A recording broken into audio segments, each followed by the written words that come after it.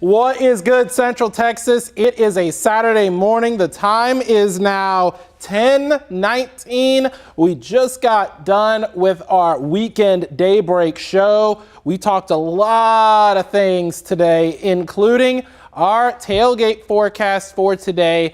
And that is because it is going to be a hot one. So let's go ahead and let's take it on to the wall as we look at our Oasis weather camera overlooking Lake Travis. It is a very, very toasty morning. Starting to see some of that high cirrus cloud cover sitting over the lake as well. And we're now in the lower 80s for most of us, seeing a little bit more in terms of cloud cover in and around the LaGrange area as well. As far as the Lone Star State goes, we do have a few light showers over sections of the Big Bend region, but we've also got some heavier downpours over sections of northwest Arkansas. That looks like it's headed more towards the Memphis area. It's not heading off to the south and west closer to us, so we're expecting to stay mostly dry. We're not going to get anything really from it. But as we take a look at our allergy count, we have weeds in the medium, fall elm and ragweed are low, pine has re-entered the track, that is in the low count, and we've got mold in the high count with elevated levels of alternaria. You can find that each and every day on kview.com and the KView app. Looking out toward the Dell Diamond, the Texas tailgaters are taking on the Party Animals tonight at 7 p.m. Lower 90s, southeasterly winds. It's going to be hot and humid, and trust me, it's going to be a show. I was watching on the Tailgaters YouTube page last night while I was watching Love Island games, and I got to tell you, that is a vibe had at the ballpark. But the Party Animals, they did their thing. They dominated last night, and I think it's going to be a good game once again tonight. Future tracker, though, we are looking at temperatures mostly in those low to mid 90s, pretty much area wide throughout the course of the day. But then as we head through your Sunday morning, getting down to those mid 70s only. And a lot of that is due to that high level cloud cover that's going to limit some of that radiational cooling here locally. But again, as we head through Sunday afternoon, getting to those low to mid 90s area wide. And this model is even printing out maybe a few of those isolated to widely scattered showers. Now the 8th ranked Horns, they're also taking on the aforementioned Sam Houston at 7 p.m. on Saturday. That would be today, lower 90s at kickoff. By the time the Longhorn band graces the field for halftime, they'll be in the upper 80s and then mid 80s by the time the butt whooping is complete. Now as we take a look at Texas State taking on Nicholls State, the battle for the paddle, and upper 80s at kickoff before getting down to the lower 80s by the time the game comes to an end. I think Texas State is going to dominate that game as well. Another match that we have on Sunday, now this could be a slightly tougher game between Austin FC and the Seattle Sounders. Mid 90s at Q2 in North Austin. It'll be warm and it'll be on the muggy side as well. So hopefully we can have a lot of that water spraying chant going on in the south end in that supporter section. Hopefully Los Verdes and the Austin Anthem can really get the crowd going and staying cool while they do it. And I hope the players stay cool as well.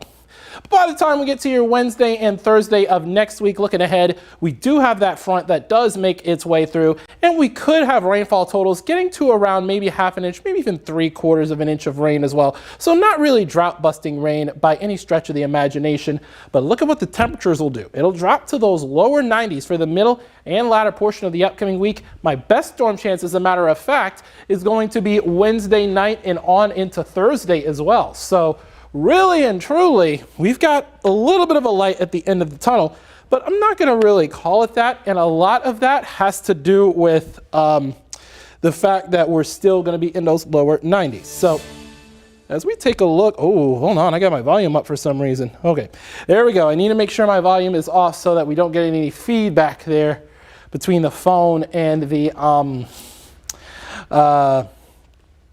phone, which I'm watching so I can read your comments, and the screen and the live feed so that we don't have any interference there. But anyways, we are looking mostly dry. Let's see if you have any questions right now. What I am going to do is I'm going to pull up a radar and I'm going to put that in the boxes while we wait on some of your questions. Doesn't look like anyone really has any questions at this particular point, but again, key thing to note is that we are going to be hot and we are going to be a bit on that muggy side as well. I just want to move over to make sure that my face and my body is exactly in that box there so we don't have any real issues at that particular point. Now, as far as whether or not we're going to have any severe weather next week, is way too early to say. Models aren't really indicating that. There is that lift along that frontal boundary, but we're going to watch it very closely. And maybe by the time we get to around Monday, we'll have a better idea of whether or not we have any real chance of maybe some of those stronger thunderstorms that could be popping through. But we do expect maybe even a few rumbles of thunder with some of those storms that do slide through later on the next week. Now the fall equinox is on Monday, and we're looking at 98 for a high. So it's not going to feel remotely close to fall. Could have not necessarily the first fall cold front of the year, but maybe a nice little cold front. It's going to be more of a firm front rather than a strong cold front, because it's not going to be like no temperature drop. It's going to be a little bit of a temperature drop, but not really a huge one. So I'm calling it a firm front. It's not a strong front or a weak front. It's more like a firm front, so to speak. So here's what you have on that. So let's see, it doesn't look like anyone has really any questions. So what I'm going to do is we are going to go ahead and cut it right there. If anyone has any questions, feel free to comment on Facebook if you have them.